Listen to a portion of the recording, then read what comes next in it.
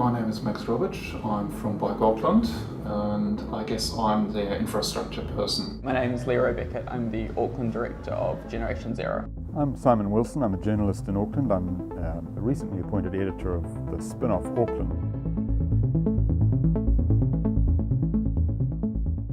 The transport situation in Auckland is the worst thing about the city, and that's saying a lot because there are a number of other really big problems here, although it's also a fantastic city and its potential is enormous. It's getting better, it's hopeful.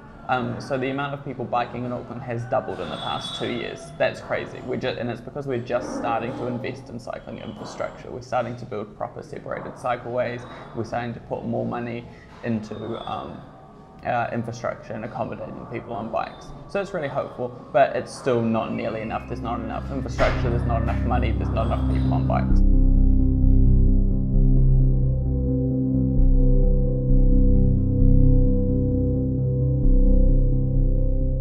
Prioritise public transport, got to prioritise cycling and walking as well. So cycling becomes a particularly important part of that. The problem with infrastructure planning in Auckland, it's general for the country, but it's acute in Auckland, is that it follows what they see to be demand rather than trying to get in front.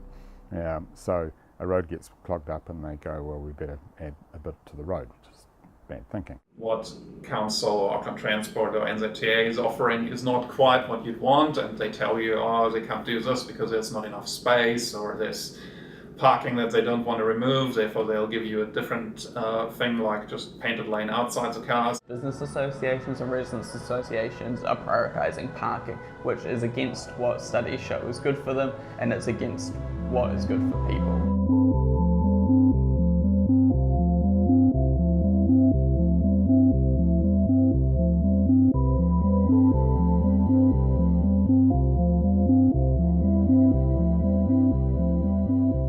Get people to get out of cars and onto bikes, the way is to make it feel safe and efficient for people, and that's linking it up with other forms of transport, public transport, so that people can go long distances on their bike.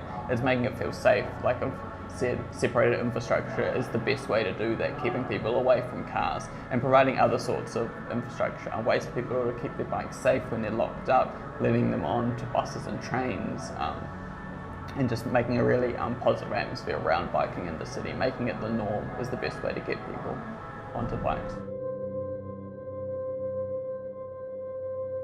Just today I read that actually our road safety stats this year are looking pretty abysmal. In the first 5 months or 4.5 months of the year, we had twice as many pedestrians killed as last year. And cycle deaths were also quite a lot higher than last year. In Auckland, I guess there are three things that make people anxious about cycling. The first one is simply the physical safety, and that isn't really going to change until we've got so many cyclists around that cycling is normal, and people in cars realise that actually everyone's got a right to be on the roads. And also when we have more cycle lanes.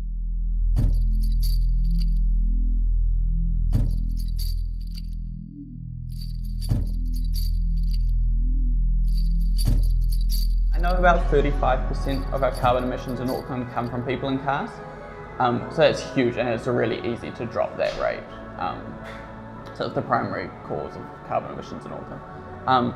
So it's a really easy win to get more people out of cars and into bikes. So it's going to hugely affect our environment. A surprising number of drivers who appear to believe that there is some kind of prior right that they have to be on the roads, and that cyclists are simply there as a kind of favour.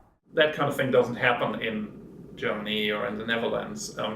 If you get sworn out there by drunk in a car, you know that it's because of the drunk in a car rather than because you're cycling. Most of our roads aren't accommodating to people on bikes, and most people in cars don't expect people on bikes to be there. Just the other day I nearly got doored riding along Point Chev Road.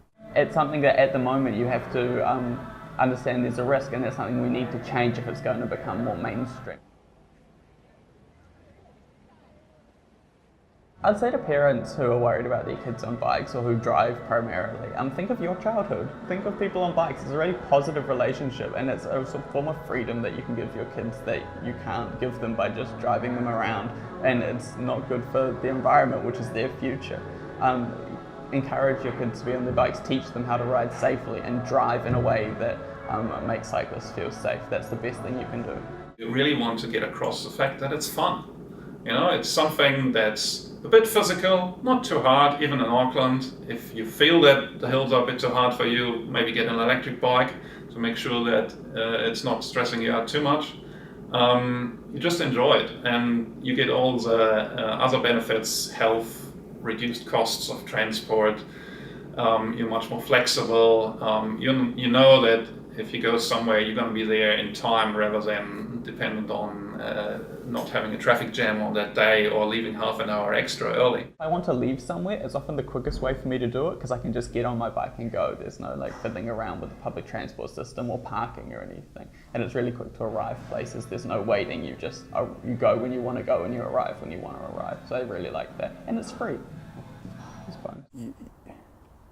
You kind of, I mean, there's a thing about the experience of being a traveller. If you're on a train or a bus, you're part of a society. This is my city. These people, I don't have to talk to them, and I don't want to talk to them. They don't want to talk to me, but you're part of it.